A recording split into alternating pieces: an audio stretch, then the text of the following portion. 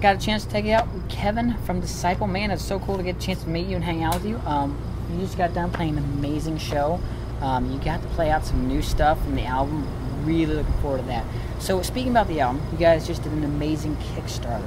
You went well above your goal. Tell me a little bit about that. So like you guys went above your goal. So what are you kind of your plans to do with that since you went so far above a little bit?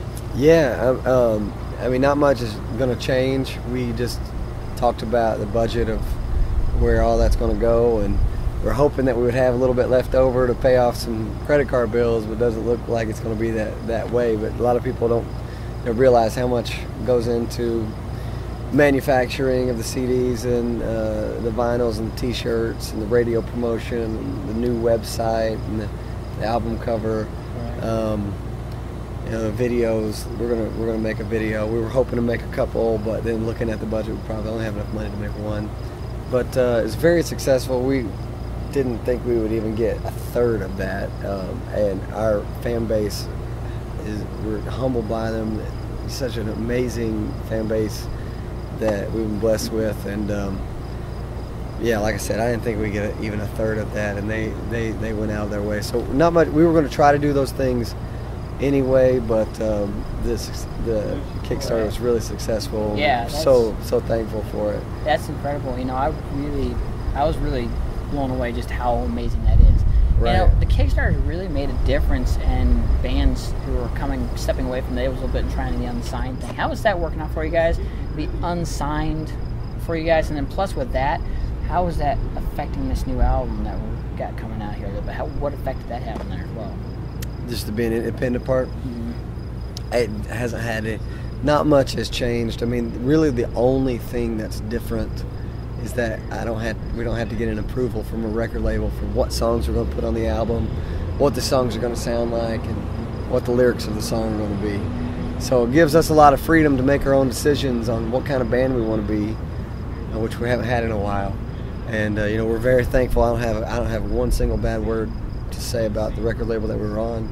I'm super thankful for them and what they've done for this last 5 albums. It's been good, and they've helped us, you know.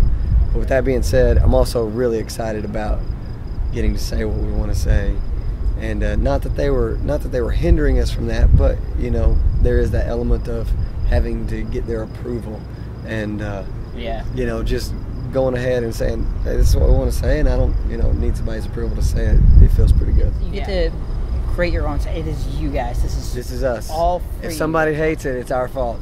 If somebody likes it, it's our fault. Yeah. So with that, what kind of sound are we kind of going back to? I kind of hear rumors like maybe a little bit of a new sound, but kind of pulling back some of the old stuff a little bit too. Yeah, you know, one thing about the guys in the band, they like to call themselves Disciple 3.0. This is like the third version of Disciple, really.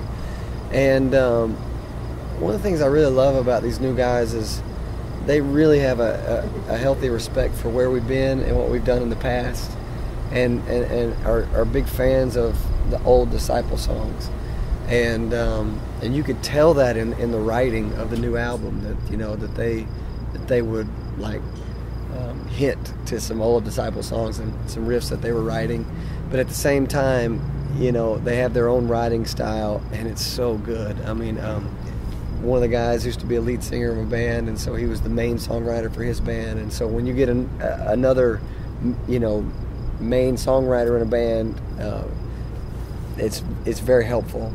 And then a couple of the guitar players were writing a lot, and I mean, you're gonna see them. You're gonna see their fingerprint. You're gonna feel like once this new album comes out, like what we're sounding like. In my opinion, and I've said this to several people, this is the best album we've ever done by far. And if somebody doesn't agree with that, then they're coming into the conversation biased. You know, they've already made up their mind that they're going to like whatever album that they like, no matter what. But the simple truth is, this album is above and beyond anything we've ever done, musically, lyrically. It's that good from top to bottom. We've heard a little bit of hints of that tonight, and I was pretty impressed with that. So kind of going on that a little bit. So now we've talked about kind of like an idea of some of the sound a little bit. Let's talk about concept a little bit. Sure. So the album's called Attack. Right. Tell me about why it's called Attack, and is there a concept that we're going to be seeing flowing throughout the album with that? Or yeah. What's the... There is a song called Attack, and there is definitely the concept of of attack. Lots of the songs, not to give too much of it away, but lots of the songs are dealing with a spiritual fight and a spiritual battle. I think most of the albums that we write, whenever I'm writing something, I write from a very personal perspective, whatever I'm going through. Like, if the song Things Left Unsaid was me going through a time where I lost my grandfather, things like that. This album, there's really lots of spiritual warfare in my life going on, and mostly all in my head and in my heart, and having walked through that and fighting that battle personally, and being able to write songs about that to help people, because that is where the fight is. Is where temptation, whenever you're tempted with something, it enters in your heart, enters in your mind. It's not a sin to be tempted. It's what do you do once you've been tempted? And that fight, and knowing that you're in a fight. Wake up ready to be in a fight, not acting like you're not in a fight. Because if you act like you're not in a fight, then you're going to lose. So let's just talk about some of the new stuff I heard tonight. I got right here, if nobody can see it here, Dead Militia. Mm-hmm. That was one of my favorites. I love Radical, but this one, really, that just all the good vocals. It's good to hear. So Thank you. Tell me about Dead Militia. Militia being a volunteer army, and dead meaning that we're dead to ourselves and alive in Christ. And it's basically another one of those songs that have that attack theme, that we're fighting against this world system that says you got to have money to be happy, or you got to be pretty to be happy, or got to have all these things to be happy, and this empire of lies that the world builds. That we're tearing them down, and we're saying, this is not the way that it is. And so we tried to use every metaphor that we could come up with to say, this is what we are, and that was really fun for us, to come up with all of these metaphors of this fight that we're in. And so lyrically, it's probably my favorite song on the album, because it's very poetic, where we are coming off on this new album very bold and in your face and not afraid to say the name of Jesus. And this song is more poetic and very creative. And so, we're proud of the songs where we're saying the name of Jesus a lot, because obviously, we love him and want to represent him.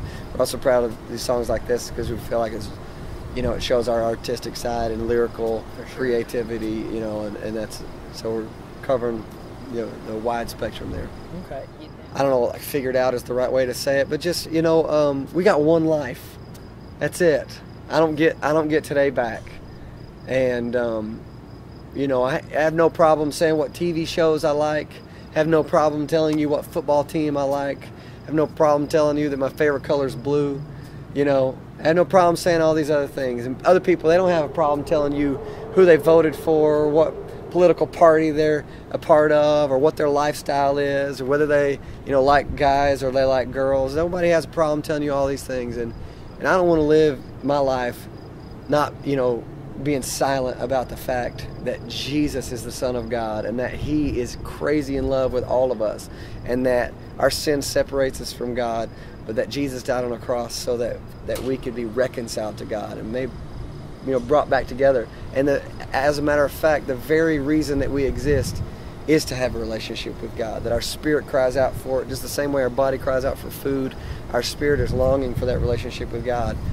I got this one life to live, and I'm just not going to live it silent. And that's what the song Radical is about, is saying, there's people out there that don't like that we say Jesus. I don't care. I don't want to care, and I'm not going to care. And it's like somebody drowning out in the ocean and mad at you for trying to come out and save them from drowning.